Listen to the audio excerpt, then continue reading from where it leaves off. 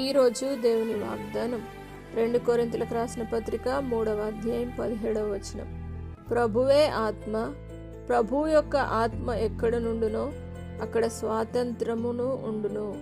నా ప్రియ సహోదరి సహోదరులారా, దేవుడు ఈరోజు మీతో వాగ్దానం చేస్తూ ఉన్నాడు. ప్రభువే ఆత్మ, ప్రభువే ఆత్మ కనుక ఆయన ఆత్మ ఎక్కడ ఉండునో అక్కడ స్వాతంత్రం ఉండునని వాక్కు సెలవిస్తుంది. కనుక ఈ యొక్క గణతంత్ర దిన సందర్భంగా దేవుడు మిమ్మల్ని స్వతంత్రులుగా చేసి ఆ ఆత్మ చేత మీరు నడిపింపబడిన వారై పరిశుద్ధాత్మ శక్తిని పొందుకొని ప్రతి బంధకముల నుండి విడిపించబడి, ప్రతి విధమైన శోధన నుండి విడిపించబడి, సాతాను శక్తుల నుండి విడిపించబడి, ఈ లోకంలో ఉన్న మాలిన్యాన్ని అంటించుకోకుండా స్వాతంత్రం పొందుకోవాలని దేవుడు వాగ్దానం చేస్తూ ఉన్నాడు.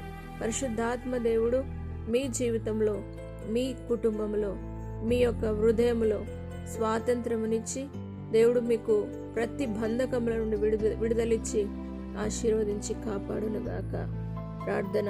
పరిశుద్ధుడా, నమ్మదగిన దేవా, ప్రభువే ఆత్మ గనుక ప్రభు యొక్క ఆత్మ ఎక్కడుండునో అక్కడ స్వాతంత్రం ఉండునని ఈ వాగ్దానం సెలవిచ్చిన విధంగా ఆత్మ అయిన దేవానికి వందనాలు.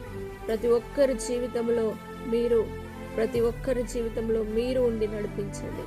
ప్రతి ఒక్కరిని తండ్రి స్వతంత్రులుగా చేసి వారి యొక్క బంధకముల నుండి విడిపించి, వారి యొక్క ప్రతి శోధన నుండి విడిపించు. ఏ బంధకముల చేత వారు బాధపడుతూ ఉన్నారో, ఎంత భయంకరమైన బంధకముల గుండా వారు వెళ్తూ ఉన్నారో ఆ బంధకముల నుండి విడుదలిచ్చి వారికి స్వాతంత్రం అనుగ్రహించి జయమునిచ్చి నడిపించమని యేసు పరిశుద్ధ నామమును బట్టి అడిగి వేడుకుంటున్నాము తండ్రి. ఆమేన్. దేవుడు మిమ్మను దీవించునుగాక.